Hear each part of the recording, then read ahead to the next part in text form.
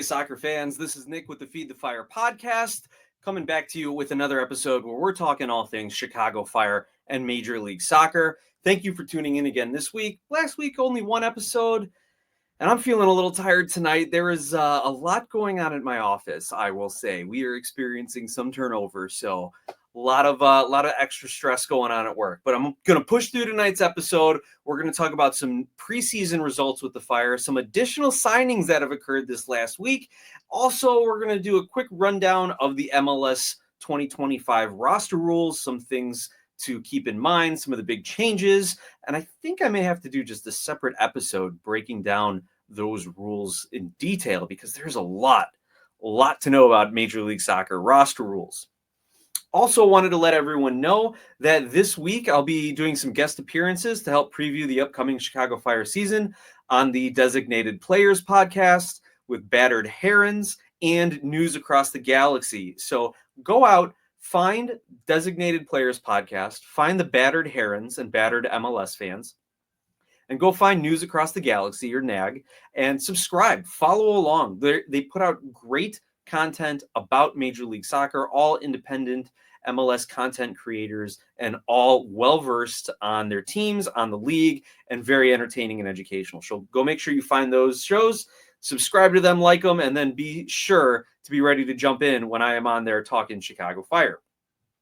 Also, if you do want to go find some more preseason previews, Alex Campbell of CHGO Fire did a great preview with Bob V on the Designated Pundits show last week. And Tim Hotze of Men in Red 97 Media. Sorry, Tim, if I mispronounce your last name. I never know if it's Hotze or Hotza. He did a Fire season preview with the MLS Now podcast. So make sure you go check all those shows out. Now, before we get into our show, just another reminder. Friday is Valentine's Day. So this is your reminder while you're listening to the podcast. Go make your Valentine's Day plans. If you haven't, get some brownie points with your significant other for a nice Friday night, romantic Valentine's Day evening. Because then on Saturday, you can come out to the Chicago Fire away kit release party at Saturday's Football in Chicago. Thankfully, I was able to convince my kids enough to want to go that my wife gave in and said, okay, fine, we can all go as a family to the release party for the Fire's new away jersey. So if you're out there on Saturday, feel free, say hi. I'll be the one chasing my kids around, telling them, no, we can't all buy new uniforms and new gear and new toys and new everything. That'll be me. I will be the downer dad that day saying, no, we're not buying all this new stuff. But hopefully it'll be some fun. There's coffee and beer and DJ and games and giveaways, and I'm really looking forward to it. So hopefully we'll see you all out there. And as always, continue to like, subscribe, share, rate, review everything here on the Feed the Fire podcast. Turning now to the Chicago Fire, they are in the midst of their preseason. They are out at the Coachella Valley Invitational in California. They have 2 matches played, a 1-0 loss to LAFC and a 0-0 draw to the Portland Timbers.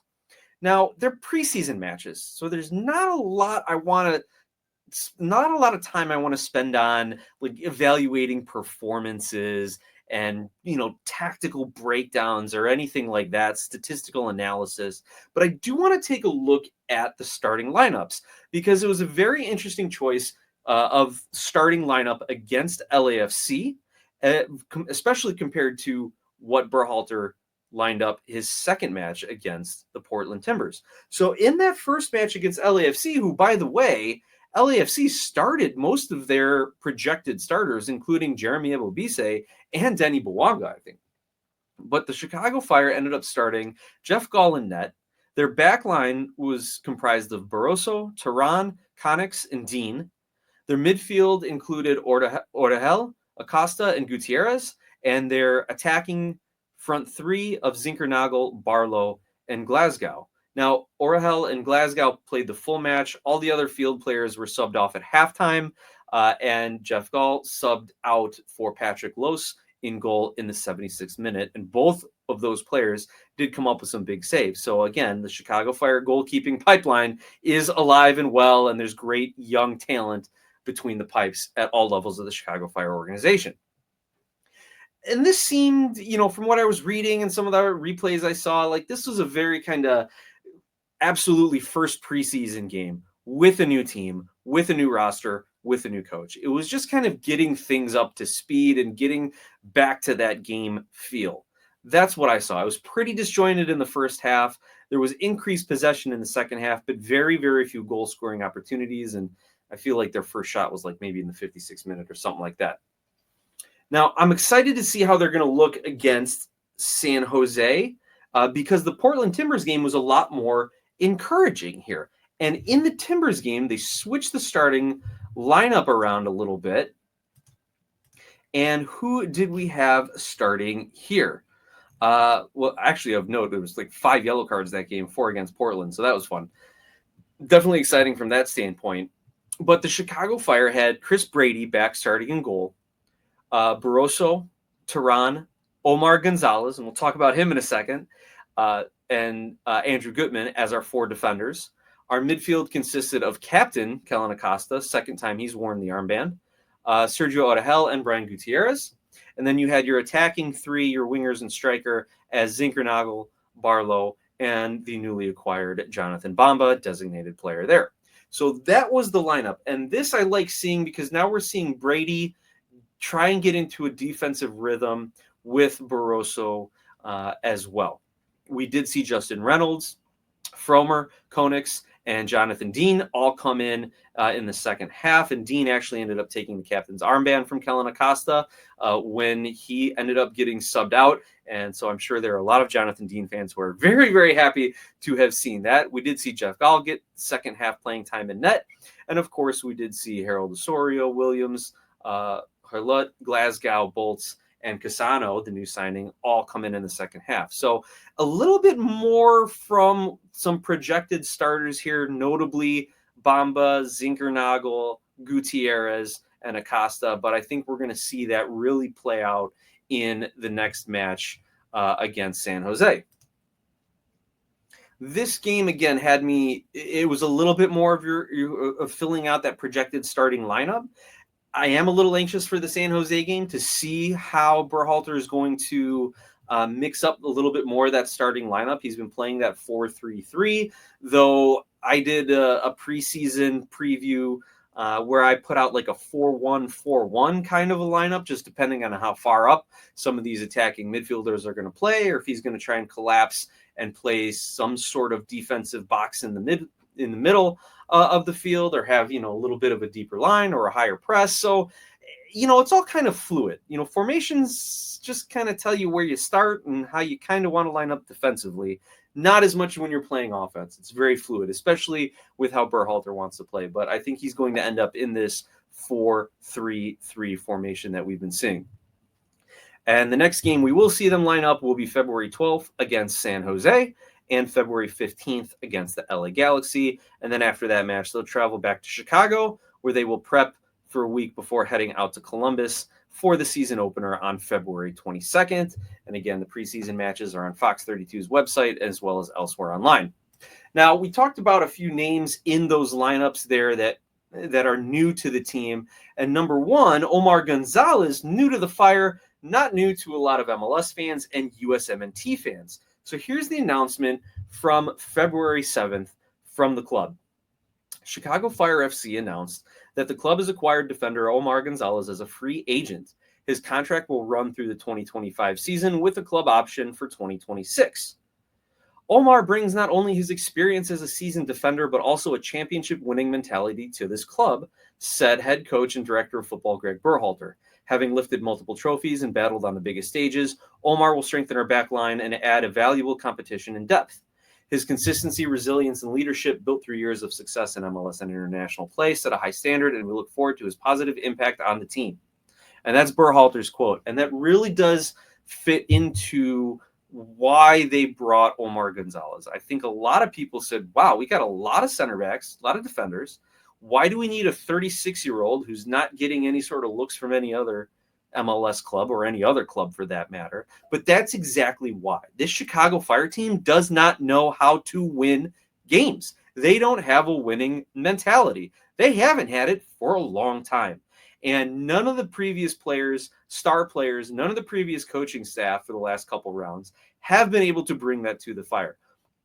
So Greg Berhalter is getting a player he knows he can rely on, someone who has that experience, who knows how to win games, those late game situations, who knows how to act on the training pitch throughout the course of a season. This isn't just about getting a defender who contributes on the pitch. This is about getting a guy who brings a winning mentality each and every day to the office, to the training pitch, to the locker room, to the performance center, to anything that they're doing. So Gonzalez's contributions will be measured on the field as well as off the field. And that's what we as Fire fans have to remember, that even if he's not getting into a lot of these lineups, which he might be a spot starter, or he might start the season off, or he might come in and start a month of games to give Tehran a rest or Elliott a rest, who I don't think we've seen this preseason. So I'm hoping he's okay. But that is where his real contributions are going to be, elevating the mental toughness of this team and their attitude to that of a winning, trophy-winning team, hopefully. Now, the release here continues that Gonzalez, 36, joined Chicago after 475 matches in various competitions across North America, including MLS, Liga MX, the Club World Cup, the Canadian Championship, CONCACAF Champions League, US Open Cup, and Leagues Cup. I don't think there's anything he hasn't played in North America here. He won MLS Cup 3 times and the Supporter Shield twice with the Galaxy. He's won a Liga MX championship and a CONCACAF Champions League with Pachuca. I had forgotten that he was on that Pachuca roster. Omar Gonzalez began his professional career with the Galaxy after being drafted 3rd overall in the 2009 Super Draft. He was named Rookie of the Year in 2009, helped lead the team to the playoffs on 7 occasions, and joined Pachuca in 2015. He returned to MLS in 2019, transferring to TFC, while also spending time with the Revolution and with FC Dallas. He has 52 caps with the men's national team, including 3 appearances in the 2014 World Cup in Brazil. He also won the 2013 and 2017 Gold Cups with the U.S. and featured in 18 World Cup qualifying matches. And that is the Omar Gonzalez release. He is 6'5", 205 pounds. Birth date October 11th. Oh, all right, another October birthday. All right, Omar, 1988. So also a little closer to my age then, from Dallas, Texas. And so that is Omar Gonzalez coming to the club, bringing his trophy-winning mentality and pedigree to the Chicago Fire. Now, the Fire also have gone to the other end of the age spectrum with another signing. We saw Claudio Cassano, and this was just announced earlier today, February 10th, that CF2, the Chicago Fire's MLS Next Pro team, have acquired forward Claudio Cassano from Italian Serie B side AS Cittadella. His contract will run through 2027 with a club option for 2028, and financial terms are not disclosed. So now here's what Sporting Director Greg Broughton said. Claudio is an exciting young talent, and we see him as a player with the potential to make an impact at the first team level. His signing highlights our focus on leveraging CF2 and MLS Next Pro to develop players who can quickly transition to MLS. We're excited to support Claudio's continued growth and look forward to seeing his contributions to the club.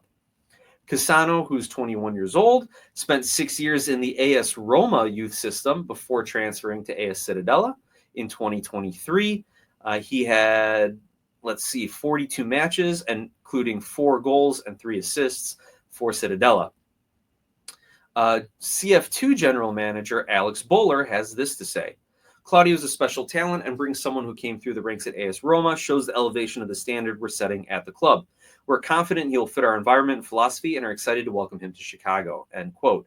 And that is interesting to me because I know the Chicago Fire have this goal of trying to find homegrown talent, Chicago-based talent, to fill out their youth system, to fill out their academy system, to have 4, 5, 6 guys on the first team be from Chicago. But now you're seeing a player who's coming up at AS Roma, who has, by all accounts, an excellent youth system and academy system, coming to Major League Soccer.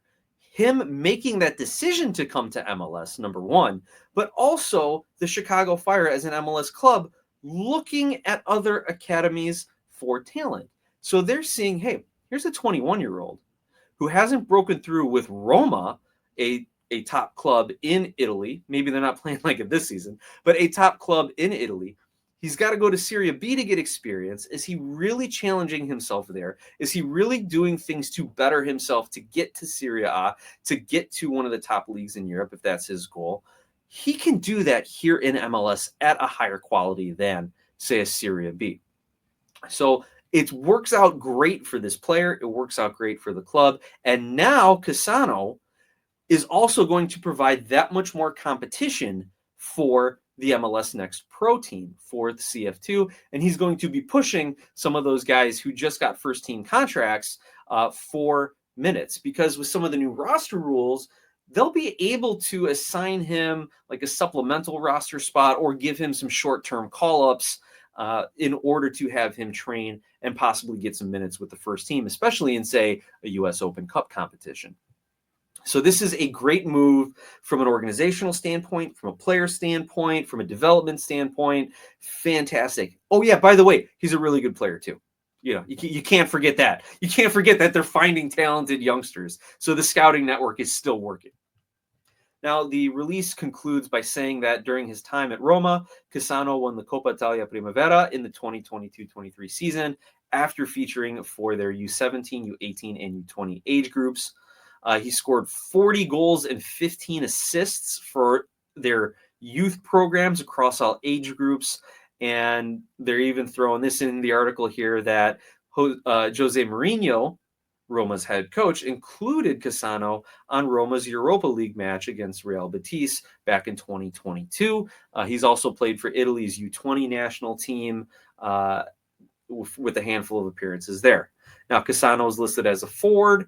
He's 5'8", 128 pounds, born July 22nd in 2003, out in Barletta, Italy. So we've got another young attacking player. And what does that lead us to for our roster? I've said we got a lot of defenders. Looks like we're picking up a lot of wingers. Where does that leave our roster right now? So I pulled up the Chicago Fire's webpage, their club roster page here. So right now we have 1, 2, 3, 4, 5, 6, 7, 8, 9 defenders on the roster. And that does include Leo Barroso. That does include Sam Rogers. That does include Arnaud Souquet, where they are actively trying to move him and potentially use a buyout on Souquet. So looking at the current roster, it still does include Chase Gasper and Mauricio Pineda as a defender. We know Pineda can play center back, D-mid, potentially even a little bit higher up the field as a midfielder, but that not exactly his strong suit, goal scoring. But again, these are the guys that we have rostered at this point. Technically, 9 defenders. Again, we get rid of Souquet. We say Pineda's kind of a utility guy. We're down to 7. Is Chase Gasper long for this roster? I don't know. Maybe we're looking at 6 defenders there. So that's what the back line is going to look like. You know, I would say it's Turan and Elliott in the starting center backs, and Barroso and Gutman starting as the outside backs, depending on the formation that Berhalter wants to play on any given week. But if he's going to continue that 4-3-3 that he's known for, that we've seen in the preseason, those would be my 4 starters. And then we get to see Pineda, Gasper, Dean. I noticed Dean wasn't listed on the webpage. That's kind of funny right now. You know, have them rotating in. Or maybe something happened tonight while I'm recording that we haven't seen yet. Jumping up to the midfield, they have listed Jonathan Bamba, Philip Zinkernagel, Robert Terdan, Dylan Borso, David Pareba, Martin Haile Selassie. There's Jonathan Dean. He's listed as a midfielder.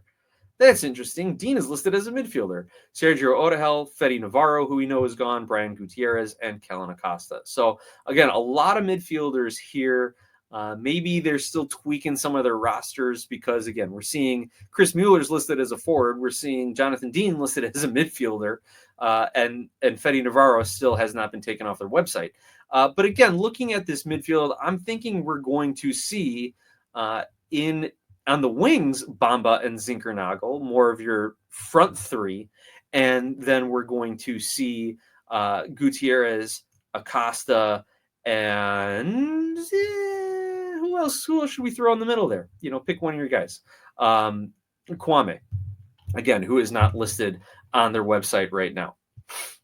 And then looking at the strikers, they only have 5 listed. Bolts, Kuipers, Kutsia is still listed. He's obviously on loan to Lugano, Barlow, and Mueller, but we know that has all changed with the signings of Kwame and with Cassano as well. So, but he'll be down with the CF2 for now. So this roster, if you're looking online, probably not anything you want to put a lot of stock into. It still has Brian Dowd listed as loaned out. But the things to keep an eye on then will be how the Chicago Fire designate these players on their roster. And looking at the roster rules, it's going to tell you how they're going to be flexible and how they project some of their starters here. Now, there's a great summary breakdown of all the rules on MLSsoccer.com, and there are a number of articles who are trying to dissect them and give you recaps. So let me share with you the highlights, and then I think in a future episode, maybe next one, I will actually go through that full MLSsoccer.com article and see how it can affect the Chicago Fire and their rosters. But the big things to remember for these new 2025 rules, which are immediately in effect, number one, looking at the salary cap, it's an increased salary cap, $5,950,000 for the senior roster spots 1 through 20. At a minimum, a team has to have 18 senior roster players. So you don't have to use all your senior roster spots, but you have to use at least 18, no more than 20 to get you just under that $6 million salary cap. The maximum budget charge for a player, so again, if you're going to be a max player or if you're going to be a DP, this is what is going to be held against your salary cap, $743,750. So $744,000, say, is going to be the max salary hit.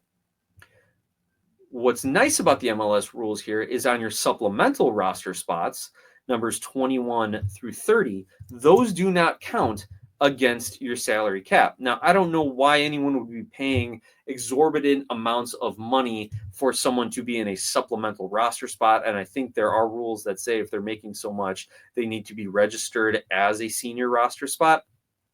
But if you're going to look at some of the supplemental roster spots, say in the past, or what's popping up on the roster right now, Justin Reynolds, Brian Dowd, Sergio Orahel, Jonathan Dean, Jeff Gall, those are all guys who have been listed as supplemental players, guys who can still contribute, guys who you can get for a bargain and maybe have to pay a little bit more, like a guy who Jonathan Dean might need to make a little bit more money because he's at least eaten up a ton of minutes if you don't like how well he's playing for you.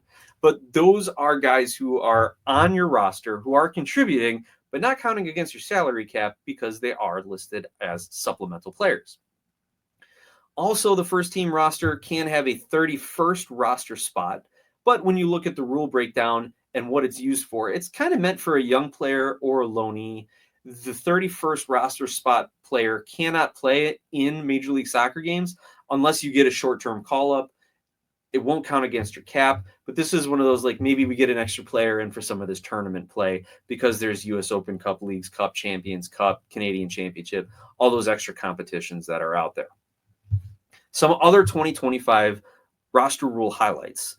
The league has instituted a second buyout, which some people didn't think was going to happen. They didn't think the Players Association would go for it, but I think with an increased salary cap, with the increased roster spots, and flexibility of scheduling, and maybe not flexibility of scheduling, but adding more roster spots and mechanisms and having the cash opportunities for some of these deals now, I think they probably compromised on that. So again, there is that second buyout that is in play. And as I mentioned, cash is available for internal MLS trades for up to 2 incoming and 2 outgoing players. Also, general allocation money no longer has an expiration date. Asterisk on that one, depending on which roster model, the 3DP 3U22 model or the 2DP 4U22 model. If you pick the latter and you get the extra general allocation money from having the 2DP roster model, that allocation money will expire. But anything you're getting as far as transfer fees or trades or things of that nature no longer will expire. Also, off-roster homegrown players can appear in up to 6 MLS League matches, along with unlimited first-team appearances in Cup competitions. This is massive for the U.S. Open Cup. I know the Fire will want to put a good showing in the U.S. Open Cup, but as you know, a lot of teams either won't take it seriously, or if their opponent happens to be, say, a USL 1 team that somehow squeaked through, or very, very down USL championship team, something like that, maybe then you are going to see these MLS clubs using their off-roster homegrown players, calling them up. That way they're not burning first team legs and minutes there. So this is big for the U.S. Open Cup and big for the development of a lot of these MLS Next Pro players. Also, new rule, if a DP is loaned out and their entire salary is paid by the other club, you get the DP slot back. You can go sign another DP for whatever that loan term is, or you're going to have some juggling to do in your offseason roster compliance moves. But that is fantastic, especially if you've got, and I'm going to say little y, like young DP, a guy you want to loan out and get some minutes maybe at a different league, or someone you want to flip into a sale, something like that. It could work out really well there. Or you've got a guy like the Chicago Fire had in, I don't know, Xherdan Shaqiri, who it's not working out for the Fire at all. He doesn't want to be here. The team doesn't want him. The fans don't want him.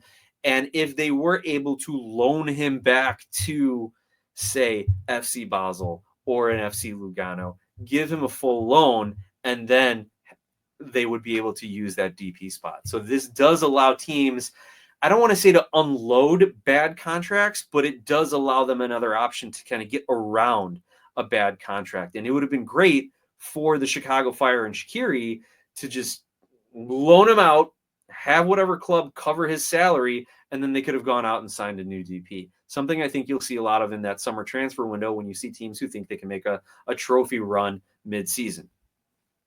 And as we mentioned, there are the two roster models. You get 3 DPs or 3 22s, 3 U22 players, or 2 designated players, 4 U22 players, and $2 million in allocation money.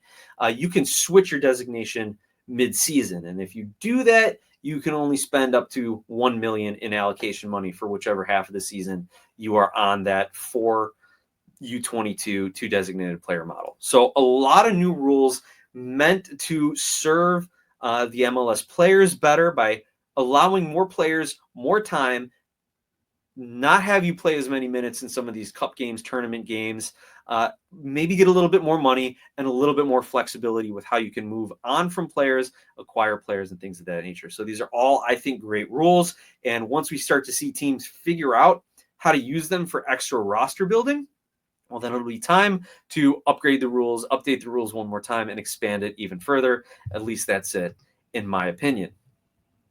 Now, there's a lot of other MLS news that's been going on. Head on over to all your favorite outlets. Go over to the MLSsoccer.com transfer tracker. See all the news that's out there. Like, people are saying Lucho Acosta and FC Cincinnati are at ahead, and people are saying, let's bring him over to the Chicago Fire. Can't say I hate that move, but now people are saying, oh, he's got to go to San Jose and hook up with Bruce Arena and the squad he's building over there. That would be perfect. There's a lot going on internally with MLS, externally outside of the league. So stay tuned. We're going to try and summarize as we get closer to the opening weekend, all the moves in and out of the league and with some of your favorite players and teams. But with that, Chicago Fire fans, I will say thanks again for tuning in. And as always, let's go Fire.